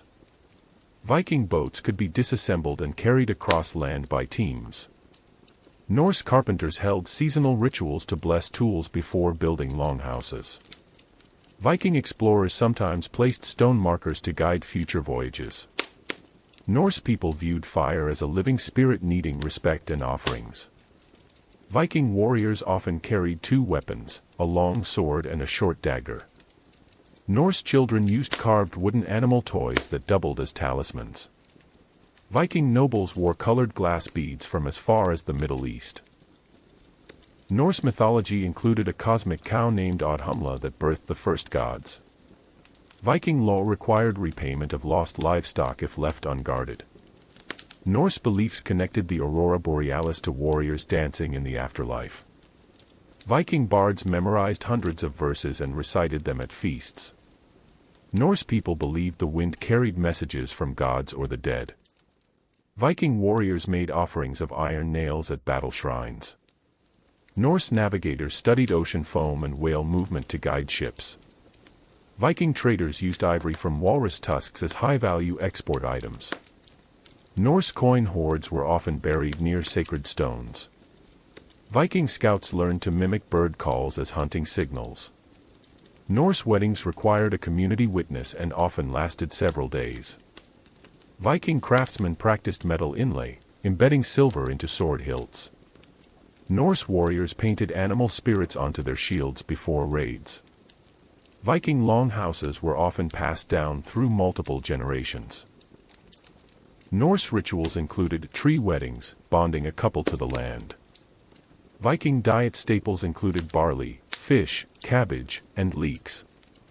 Norse elders taught oral history using rhythm, rhyme, and seasonal cues. Viking watchmen used hollow logs to amplify horn calls across valleys. Norse ghost stories warned of spirits in fjords and deep caves. Viking navigators used sunstones to find direction even on cloudy days. Norse fishermen carried amulets to prevent capsizing during storms. Viking raiders smeared animal fat on sails to repel seawater. Norse healing included ritual chants to call on Freya for aid. Viking babies were named after omens seen at their birth. Norse seers placed bones in fire to read prophecies from the cracks. Vikings shaped their fingernails into points for ritual ceremonies. Norse temples had carved beams depicting mythological battles. Viking festivals included horse sacrifices for victory and fertility. Norse leaders used carved staves to issue decrees and judgments. Viking scouts made maps by scratching coastlines into wax tablets. Norse hunters used snowshoes and sled dogs to track elk and reindeer. Viking healers used onion poultices to detect wounds in the body. Norse music often used bone flutes, panpipes, and rhythm drums. Viking ships sometimes carried caged ravens for spiritual protection. Norse smiths placed iron in doorways to block spirits and witches. Vikings cleaned their teeth with twigs and charcoal paste. Norse moon festivals included boat burnings and silent toasts. Viking children were taught to tell lies convincingly, to outwit enemies. Norse archers trained by shooting from moving boats. Viking lore said the first humans were made from driftwood. Norse wedding feasts involved symbolic games like tug-of-war or races. Viking spears were often named and passed down like swords. Norse mythology warned that breaking a sword in battle brought eternal shame. Viking laws required torches in all longhouses after sunset. Norse people threw coins into wells to please the water spirits. Viking camps were guarded by barking geese tied near the perimeter. Norse witches carried carved sealskin pouches with magical herbs. Vikings made traveling shrines with idols of Thor or Freyr for sea journeys. Norse villagers painted doors red to honor Thor and ward off lightning. Viking warriors believed frostbite scars showed battle with the elements. Norse burial mounds were aligned with stars or solar paths. Viking Age scouts trained to walk silently in snow. Norse youth underwent vision quests in isolation before adulthood. Viking warriors blew curved ox horns before charging in battle. Norsemen performed ritual dances to prepare for raids. Viking law allowed animals to testify by behavior in certain disputes. Norse prisoners were sometimes marked with tattoos by captors. Viking ships carried fishing nets to feed crews on long raids. Norsemen believed sneezing expelled bad spirits, so blessings were offered. Viking smiths forged blades using meteorite iron when available. Norse children played dice games with carved bones. Viking rituals marked solstices with bonfires and sky-gazing. Norse warriors practiced mock raids to train younger recruits. Vikings believed the sea had moods, and treated it with both fear and reverence. To wrap up the night, let's take a journey alongside a young boy who was born into a Viking civilization, and see him develop and transform into a formidable Viking warrior. Let's begin. Part 1, The Birth of Einar, Son of the Fjord. The year was 857. The North Sea winds howled through the fjords of western Norway, lashing rain against wooden longhouses and stirring waves that crashed like thunder on the rocky shore. In a modest village nestled between jagged cliffs and pine forests stood a smoke-stained longhouse where a woman labored deep into the cold spring night. Her name was Astrid, and she was the wife of Halvard, a seasoned Viking seafarer known for his skill with the axe and his iron will during raids. Inside the longhouse, the fire burned low. The village midwife, an elder woman with rune-tattooed hands, knelt beside Astrid, whispering prayers to Freya for safe passage. The cries of pain echoed, and then, at last, a new sound, the wailing of a newborn boy. Halvard stepped forward and took the child in his arms. He was red-faced and furious with life, clenching his tiny fists as if already prepared to fight the gods. Halvard named him Einar, meaning, one who fights alone. It was a name meant for greatness, a name for someone destined not only to survive the brutal world of the north, but to carve a legacy into it. Wrapped in wolfskin, Einar was presented to the gods. His father carried him to a sacred grove just beyond the village where the ground was scattered with bones and bloodstones. There, Halvard cut a small notch into his palm and let a few drops of blood fall into the earth, whispering to Odin, to Thor, to Freyr, "Take this boy into your gaze. Make him strong. Make him fearless. And let no storm or blade take him before his saga is written." Thus began the life of Einar, son of Halvard and Astrid, child of the fjord. Part 2, Childhood in the Shadow of the Sea. Einar's earliest memories were not of play, but of survival. By the time he could walk, he was helping his mother get fish by the dock, his small hands cold and slippery with the scales of herring and cod. The air always smelled of salt and smoke.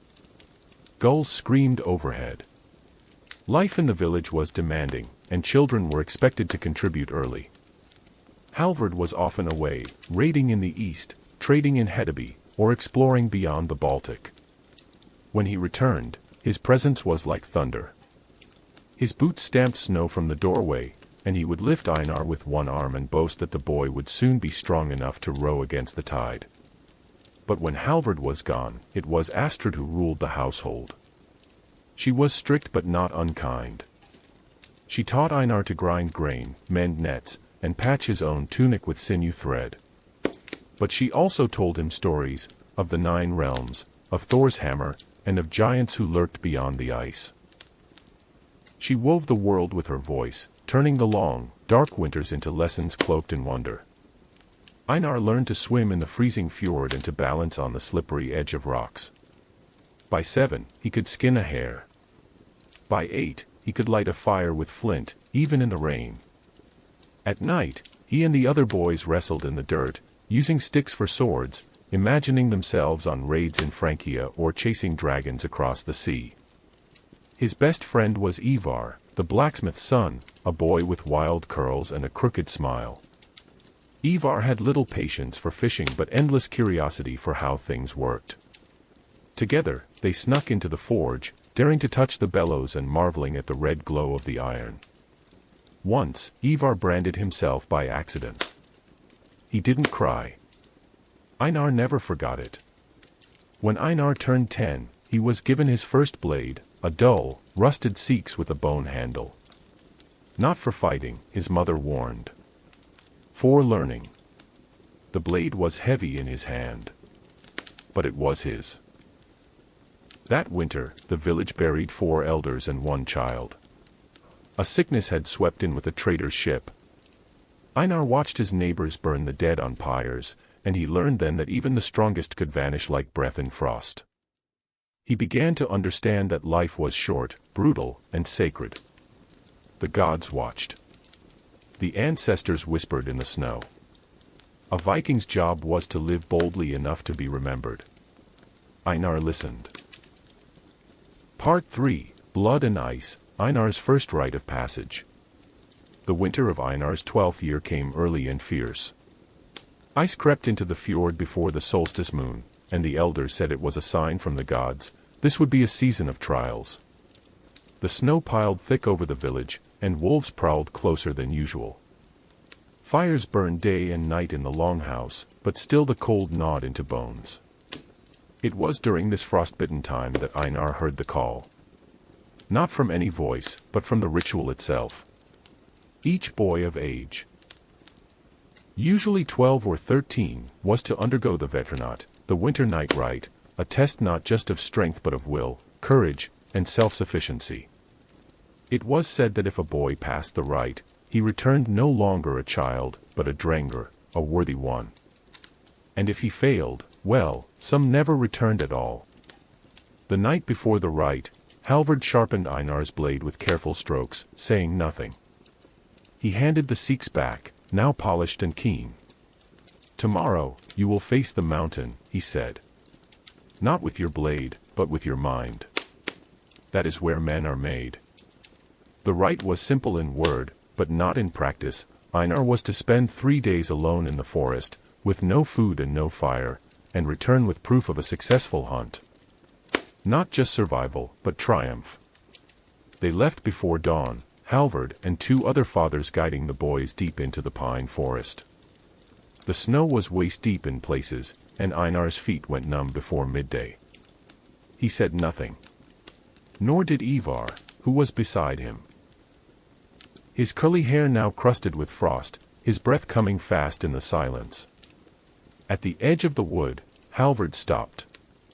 "The gods see what you do when no one else does," he said to them. "Survive. Kill clean. Return stronger." Einar was left alone among the trees. He built a crude shelter of pine boughs and branches, wedging it between 2 boulders. He wrapped his cloak tight and pressed himself into the snow to conserve heat.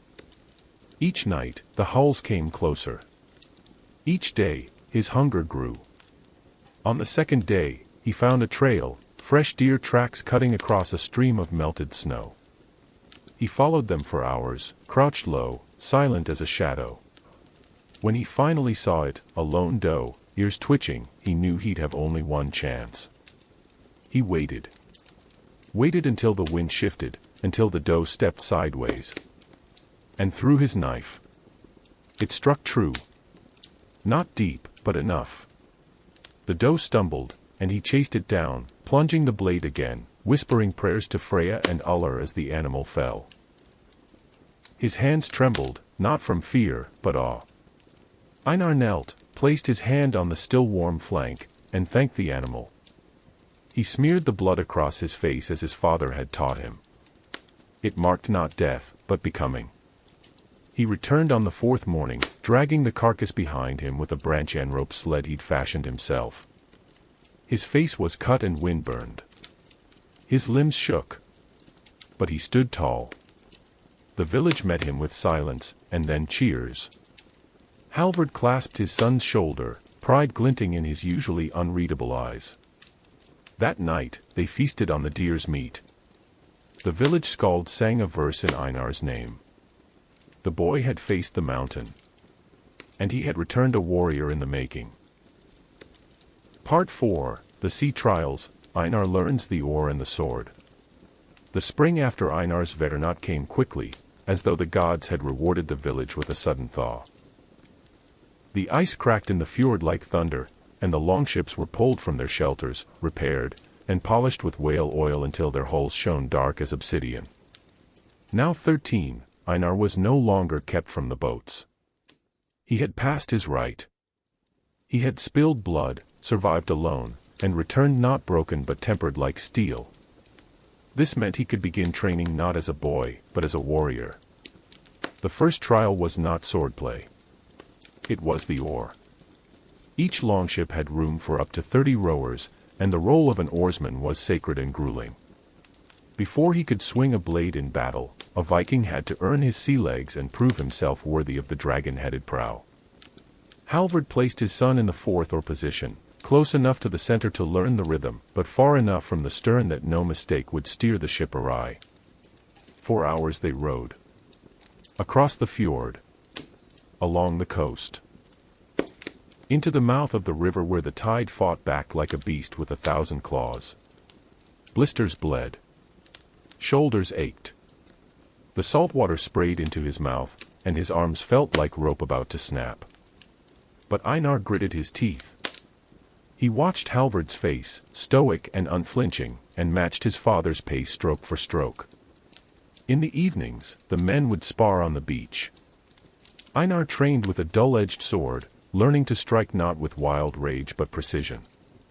His instructor was an old raider named Bjorn One-Eye, whose missing eye had not dulled his wit or speed. Bjorn taught Einar the importance of stance, distance, and breath. You want to live past your first raid? Bjorn grunted, parrying Einar's swing. Then listen, pup. A sword is not for screaming. It is for deciding. One strike. One kill. Then move. At night, Einar would lie beside the fire with Ivar and the other aspiring warriors, bruised and exhausted, yet filled with a pride he had never known. Ivar had become skilled with the axe, and the two would spar for hours, neither willing to yield. They shared dreams in hushed tones, of gold in foreign temples, of clashing shields under red skies, of their names sung by skalds in halls far grander than their own. One day, during a training voyage, a sudden storm struck. The longship was caught in a rage of wind and wave. The sail ripped, and the boat tipped dangerously. A younger boy panicked and slipped overboard, screaming. Without thinking, Einar dropped his oar and dove after him. The water was black and furious. Einar caught the boy by the tunic and swam hard, fighting the waves with sheer will. He surfaced just as a rope dropped from the ship. Halvard hauled them up with a grunt, and for a moment, father and son locked eyes. Einar saw something new in them. Not disappointment. Not expectation. Respect. That night, Halvard gave Einar his old arm ring, a twisted silver band worn only by men of honor. It was not just a gift. It was an acknowledgement. You are no longer just my son, Halvard said. You are my shield brother now. Einar wore the ring to sleep, too afraid to wake and find it gone. Part 5, The First Raid, Fire and Iron. The summer Einar turned 15 was a season the skalds would sing of for years. It was the summer of high tides, clear stars, and wind that pushed the sails like the breath of Thor himself. It was also the summer of his first raid. The target was a monastery far to the southwest, along the coast of a Christian land called Albion. Rumors had reached the fjords of its golden chalices, fat livestock, and monks who never carried weapons. Easy prey, the elders said. A soft place to harden young warriors. Einar's heart pounded the night before they sailed. His armor was little more than a leather jerkin, his helm passed down from an uncle who had died in the east. He wore his father's old belt, and at his side hung a newly sharpened seax, a blade he had honed himself. Halvard did not speak much before they launched. Instead, he handed Einar a small carved figure of Odin, the one-eyed god, wrapped in a strip of sailcloth. "He sees what we miss," Halvard said. "Keep him close." The longships cut across the North Sea like spear points. For 2 days and nights, they rode and sailed beneath a sky that shifted from gold to gray to blood-red with the setting sun. The sea was cold and endless. Einar could feel the heartbeat of the ship in his hands as they gripped the oar. When land finally came into view, it rose like a ghost from the morning fog, green cliffs and low stone buildings perched on the edge of a quiet shore. The monks were not prepared. The Vikings hit the sand at dawn. Einar's feet touched foreign soil for the first time, his seax clenched in one hand, a small round shield in the other. The older warriors charged with wild roars, blades raised, cloaks whipping behind them like wings. The scent of salt and smoke was soon joined by something else, fire and blood. Einar hesitated at the edge of the monastery courtyard. He saw a monk running, robes flapping, eyes wide. For a moment, the men reminded him of the elders back home, frail and harmless. But then the monk raised a wooden cross and shouted in a foreign tongue. Einar didn't understand the words, but he felt the weight of the moment. This was the line. The moment between youth and war. Between mercy and survival. With trembling hands, he struck. It wasn't a clean blow. The seax cut deep, but not fatal. The monk stumbled. Einar advanced, teeth bared now, no longer thinking. Just surviving. Just becoming. After the raid, they returned to the ships heavy with spoils, silver plates, jars of mead, silk cloth, and even books bound in strange leather. Einar had taken nothing but a cross from the monk he wounded. He tied it to his belt as a reminder, not of conquest, but of change. That night, as the longship turned homeward, Halvard handed him a horn of mead. "You crossed the storm," he said. "You are no longer a boy who listens to tales. You are now one who makes them." Einar didn't smile. He simply nodded and stared into the Black Sea, wondering who he was now, and what kind of man he had become. Part 6, The Blood Oath, Brotherhood and Betrayal. The years that followed Einar's first raid were marked by a steady rise in reputation. By 17, he had joined more than a dozen expeditions, some in the green hills of Ireland, others deep into the rivers of Francia, and even one along the cold, jagged coast of the Baltic. He bore scars now, one across his ribs from a Dane's axe, another on his arm from a boar tusk during a wild hunt. But what marked him most was loyalty. To his crew. To his brotherhood. And most of all, to Ivar. Ivar had come into his own as well. Where Einar was steady and thoughtful, Ivar was fire and impulse. The two complemented each other like shield and sword. They led skirmishes together, plotted trading routes through Slavic lands, and often fought back to back, blood-slicked and laughing, blades flashing in the sun. Their bond was sealed not with words, but with a blood oath. One moonless night, after a particularly harrowing battle near the mouth of the Seine, the two knelt before an ancient oak and slit their palms, pressing the wounds together. "We are no longer sons of the fjord," Ivar said. "We are sons of each other." "Until the gods take us," Einar replied. But oaths, like iron, can break under enough pressure. It happened during the siege of a fortified Frankish village. Gold was promised, enough to buy 10 farms, to fund 5 ships. Einar's crew led the attack, while Ivar's stayed behind to hold the flank. The gates were breached. Fire raged. And when the battle was done, Einar found half his men dead, not from swords, but from arrows, because the flank had collapsed. Because Ivar had pulled back to seize a church full of relics. Einar confronted him beside the smoldering ruins. "You left us," he growled. "For gold. Ivar, streaked with soot and spattered with blood, simply shrugged. And what did the gods leave us, Einar? Stories and scars. Gold feeds bellies. It buys steel. For the first time, Einar saw not his blood brother, but a man driven by greed. Their bond cracked. Back home, Ivar grew rich, trading his share of gold for land, slaves, and favor with petty jarls. Einar, ever the warrior, returned to the sea, quieter now, more wary of men's ambitions. But betrayal never healed clean. The next time they fought together, they did so from opposite ends of a negotiation table. And though no blade was drawn, the distance between them was colder than any sea wind. Still, Einar kept the scar on his palm. Not as a symbol of loyalty, but as a warning. That oaths are sacred, but not always eternal. Part 7. The return home, the warrior becomes the legend. Einar was now a man of 30 winters. In the Viking world, where death came young and often, that made him a veteran, old, even, by the standards of the shield wall. His beard had thickened and turned darker with strands of silver, and his face bore the hard angles and weary lines of countless raids, storms, and betrayals. He had long since stopped measuring years by seasons. Instead, he counted scars. After Ivar's betrayal, Einar spent several years abroad. He had traveled deep into the rivers of Rus, where Slavic traders offered furs and amber in exchange for weapons. He had crossed the North Sea once again and fought under a Danish jarl in a failed campaign in Northumbria. He had seen elephants in the court of a caliph in Al-Andalus and touched silks from the east carried by Arab merchants.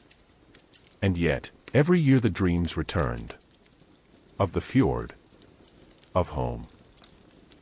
Of Astrid's voice telling old stories by firelight, and of Halvard's stern nods when words were too few and pride too great.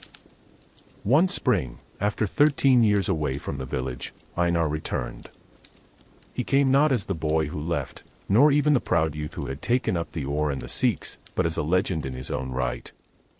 The children ran at the sound of his boots. The elders invited him to sit at the fire without speaking. Skalds asked for the names of the men he had killed. And Einar answered few of them. He did not boast. He simply helped rebuild the dock that summer, side by side with boys too young to remember the last time his shadow crossed their paths. He buried his father quietly one morning beneath the ash tree above the fjord. Halvard had died during Einar's absence, felled not by war but by time. No battle cry, no hero's fire. Just the stillness of an old man's last breath. Einar wept not for his death, but for not being there to hear it.